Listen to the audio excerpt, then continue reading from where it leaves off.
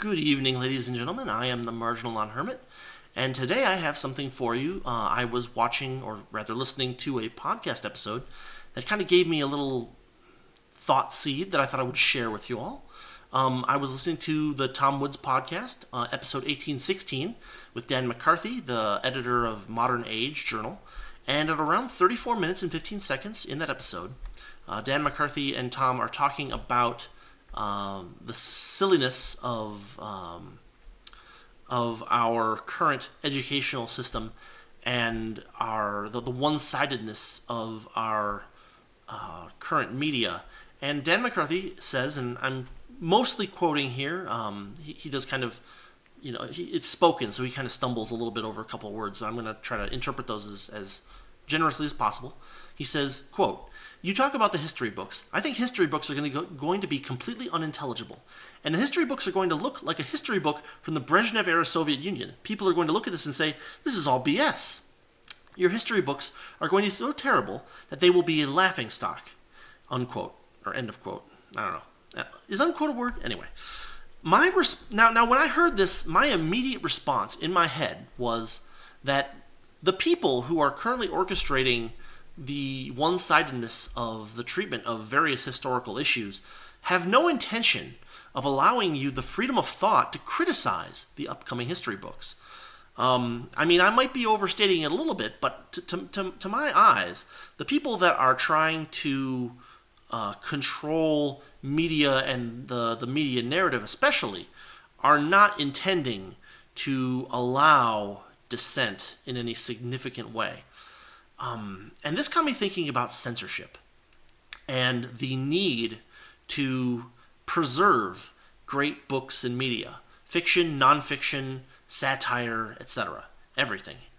And the reason for this is that I'm thinking that modern censorship goes even further than book burning in a lot of ways. Like, we think about book burning as a really serious and awful image, but if we think about what companies and corporations are doing today to people who are trying to store media files, dissent of various kinds, we're looking at people having their private stuff deleted from cloud servers by companies that run cloud services, which aside from being an objectionable damage to privacy.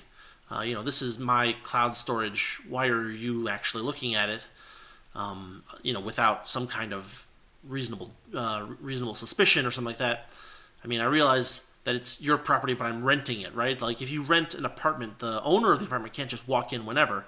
There are usually terms in the lease or rental agreement that require notice of this or that or the other. And the reason for this is the Fourth Amendment. Things and the spirit of the Fourth Amendment, not only restricting government, but restricting the ability of people to lord over each other, basically. But in addition to deletion from cloud servers, and not only cloud servers of private cloud servers, but like in public places, there was the commenting service Parler or Parler, I'm not sure, that was removed for Amazon's cloud servers. As far as I can tell, there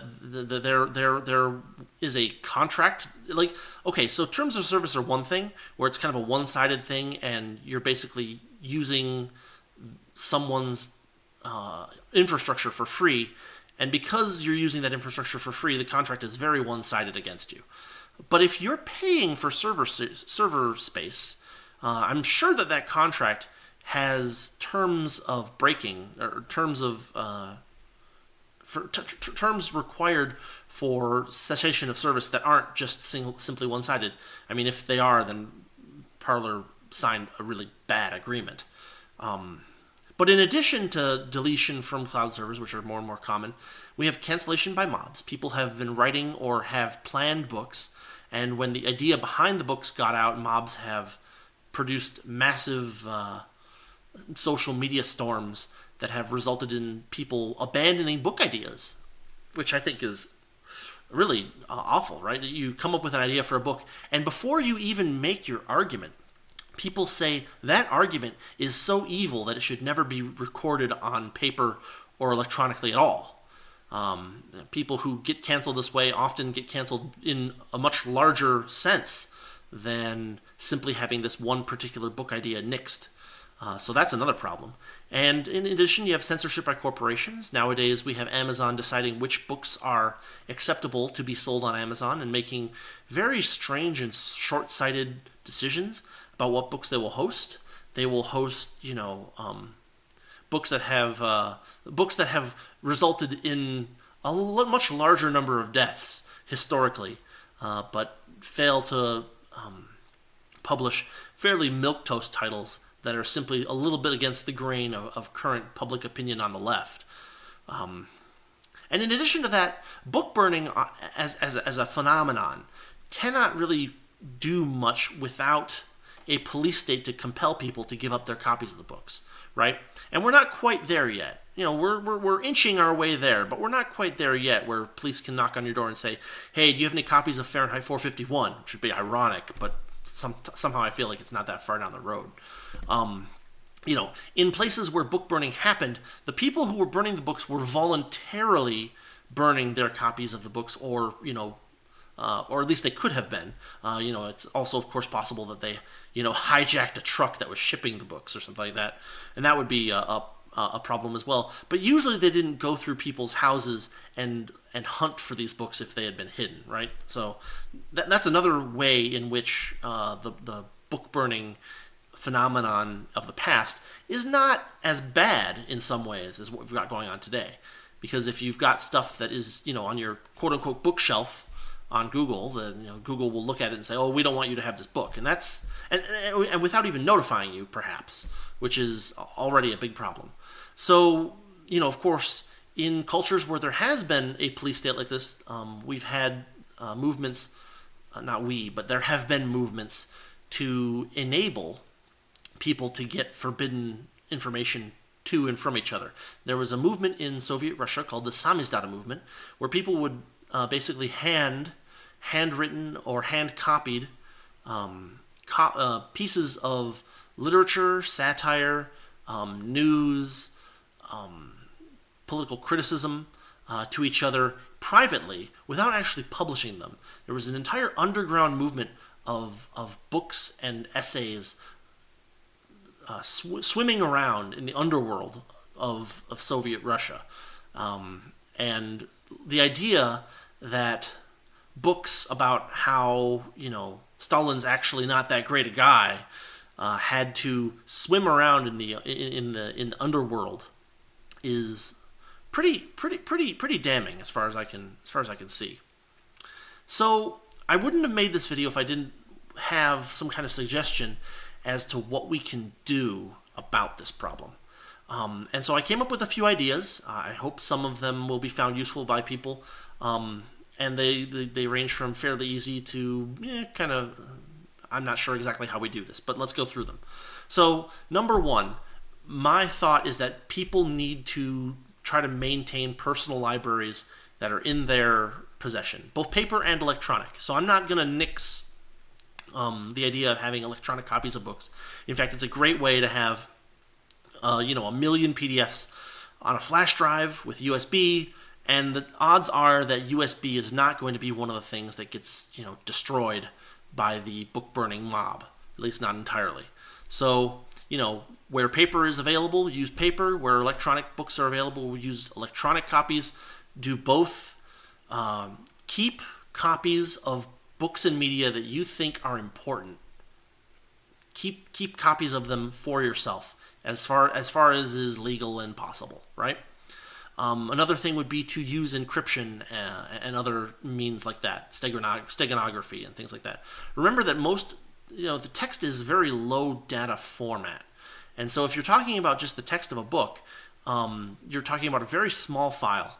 And it can very easily be hidden within a larger file or encrypted with some ridiculous encryption algorithm that is super strong or whatever.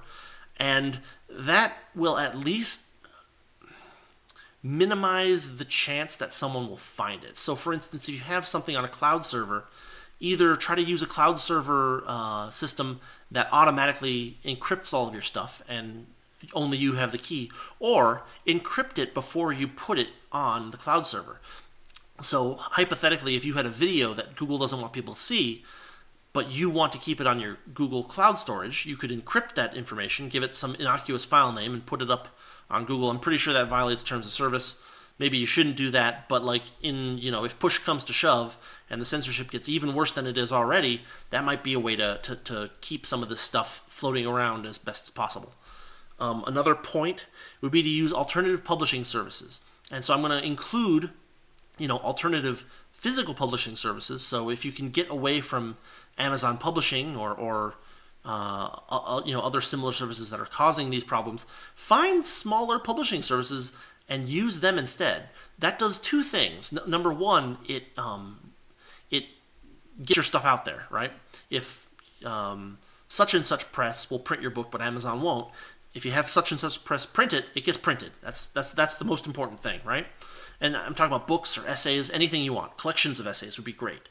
In addition to that, what it also does is it reduces the market share of companies that are censoring. So if you can, and I'm not going to say boycott. I said it, but I'm not going to say that you should necessarily boycott it. That might be a little strong. But insofar as it is possible, if the more you can reduce the power of these big tech corporations that are doing the censorship, the better off we'll be.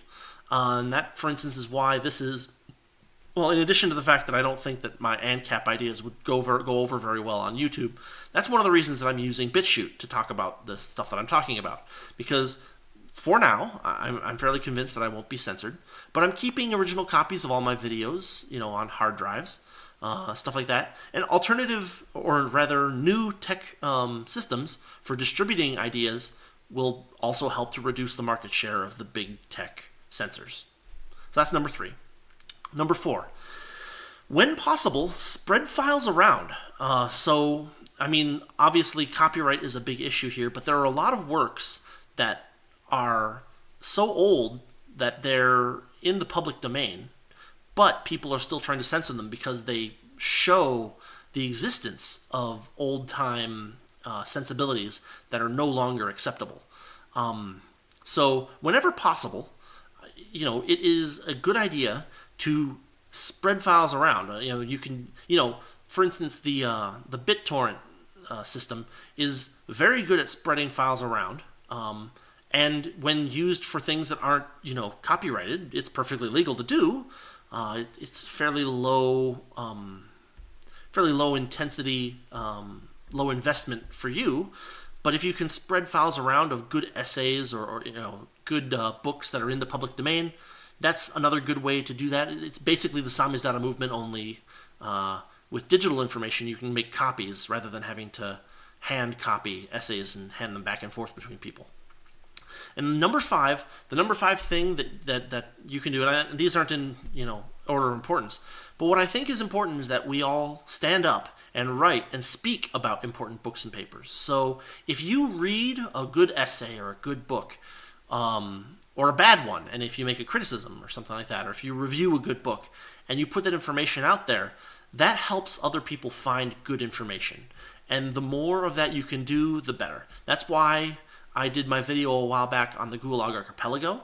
I kind of think that I would not be surprised if the Gulag Archipelago came under fire in the next few years as something that should be censored. The same thing with a lot of Mises and Rothbard's works. Fortunately, there's the Mises Institute that does a really good job of distributing a lot of these works. But insofar as you are able to help out with that, I would say discussing these works is also important. And if this sounds like something you would like to do, go for it.